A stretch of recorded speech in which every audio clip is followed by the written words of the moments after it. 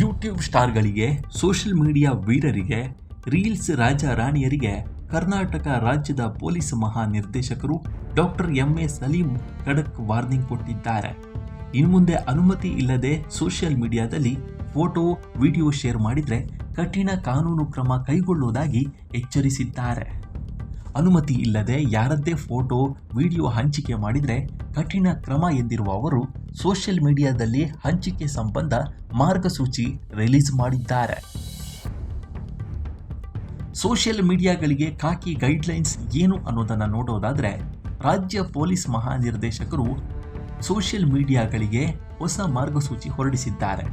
ಯಾವುದೇ ವ್ಯಕ್ತಿಯ ಅನುಮತಿ ಇಲ್ಲದೆ ಅವರ ಫೋಟೋ, ವಿಡಿಯೋ ಚಿತ್ರೀಕರಿಸುವಂತಿಲ್ಲ ಅಂತ ಖಡಕ್ ಆಗಿ ವಾರ್ನಿಂಗ್ ಕೊಟ್ಟಿದ್ದಾರೆ. ಖಾಸಗಿ ಅಥವಾ ಆಪ್ತ ಫೋಟೋ ಚಿತ್ರೀಕರಣಕ್ಕೆ ಅನುಮತಿ ನೀಡಲಾಗಿದೆ. ಆದರೆ ಒಂದು ವೇಳೆ ಫೋಟೋ, ವಿಡಿಯೋ ಚಿತ್ರೀಕರಣಕ್ಕೆ ಅನುಮತಿಸಿದರೂ ಅದನ್ನು ಮೂರನೇ ವ್ಯಕ್ತಿಗೆ ಹಂಚಿಕೊಳ್ಳಲು ಅನುಮತಿ ಕಡ್ಡಾಯ ಅಂತ ಗೈಡ್ಲೈನ್ಸ್ನಲ್ಲಿ ಹೇಳಲಾಗಿದೆ. ಫೋಟೋ, ವಿಡಿಯೋ ಚಿತ್ರೀಕರಣ ಹಾಗೂ ಹಂಚಿಕೆಗೆ ವ್ಯತ್ಯಾಸ ಇದೆ. ಯಾರದ್ದೇ ಫೋಟೋಗಳನ್ನು ಮೂರನೇ ವ್ಯಕ್ತಿಗೆ ಹಂಚುವ ವಿಚಾರದಲ್ಲಿ ಒಪ್ಪಿಗೆ ಇಲ್ಲದಿದ್ದಲ್ಲಿ ಅದು ಕೂಡ ಅಪರಾಧ ಅಂತ ಸಲೀಂ ಹೇಳಿದ್ದಾರೆ. ಯಾವುದೇ ಮಹಿಳೆಯ ಅಶ್ಲೀಲ ಚಿತ್ರ ತೆಗೆದರೆ ಅಥವಾ ಅದನ್ನು ಶೇರ್ ಮಾಡಿದರೆ BNSS 77 ಅಡಿಯಲ್ಲಿ ಮೊದಲ ಬಾರಿಗೆ 1 ರಿಂದ 3 ವರ್ಷದವರೆಗೆ ಶಿಕ್ಷೆ ವಿಧಿಸಲಾಗುತ್ತದೆ. ಇನ್ನು ಎರಡನೇ ಅಥವಾ ನಂತರದ ಅಪರಾಧಕ್ಕೆ 3 ರಿಂದ 7 ವರ್ಷ ಶಿಕ್ಷೆ ಹಾಗೂ 2 ಲಕ್ಷ ದಂಡ ವಿಧಿಸುವುದಾಗಿ ವಾರ್ನಿಂಗ್ ಮಾಡಿದ್ದಾರೆ. ಇನ್ನು ಯಾವುದೇ ಮಹಿಳೆಯ ಖಾಸಗಿತನದ ದೃಶ್ಯ, ಫೋಟೋಗಳಿದ್ದರೆ ಶಿಕ್ಷೆ ಆಗುವುದು ಪಕ್ಕಾ. ಆ ರೀತಿಯ ಅಶ್ಲೀಲ ಅಥವಾ ಆಕ್ಷೇಪಾರ್ಹ ಚಿತ್ರ ಹರಿಬಿಟ್ಟರೆ ಐಟಿ ಕಾಯ್ದೆಯಡಿ ಮೊದಲ ಬಾರಿಗೆ 5 ವರ್ಷ ಜೈಲು ಶಿಕ್ಷೆ, 10 ಲಕ್ಷ ರೂಪಾಯಿ ದಂಡ ವಿಧಿಸಲಾಗುತ್ತೆ. ಎರಡನೇ ಬಾರಿಗೆ 7 ವರ್ಷ ಶಿಕ್ಷೆ ಜೊತೆ 10 ಲಕ್ಷ ರೂಪಾಯಿ ದಂಡ ವಿಧಿಸಲಾಗುತ್ತದೆ.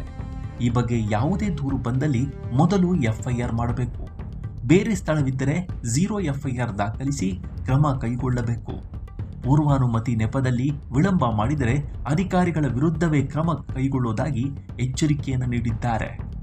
10 ಅಂಶಗಳನ್ನು ಉಲ್ಲೇಖಿಸಿ DGP doctor Salim guidelines release ಮಾಡಿದ್ದಾರೆ. ಇದನ್ನು ರಾಜ್ಯದ ಎಲ್ಲ ಪೊಲೀಸ್ ಠಾಣೆಗಳಿಗೆ ಮಾರ್ಗಸೂಚಿ ಪಾಲಿಸಲು ಸೂಚನೆಯನ್ನ ನೀಡಿದ್ದಾರೆ.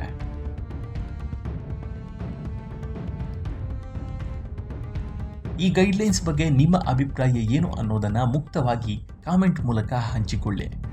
ನಮ್ಮ ಈ ವಿಡಿಯೋ ಇಷ್ಟವಾಗಿದ್ದರೆ ಲೈಕ್ ಮಾಡಿ, ಶೇರ್ ಮಾಡಿ ಮತ್ತು ನಮ್ಮ NCIB ಚಾನಲನ್ನು ಈ ಕೂಡಲೇ ಸಬ್ಸ್ಕ್ರೈಬ್ ಮಾಡಿ.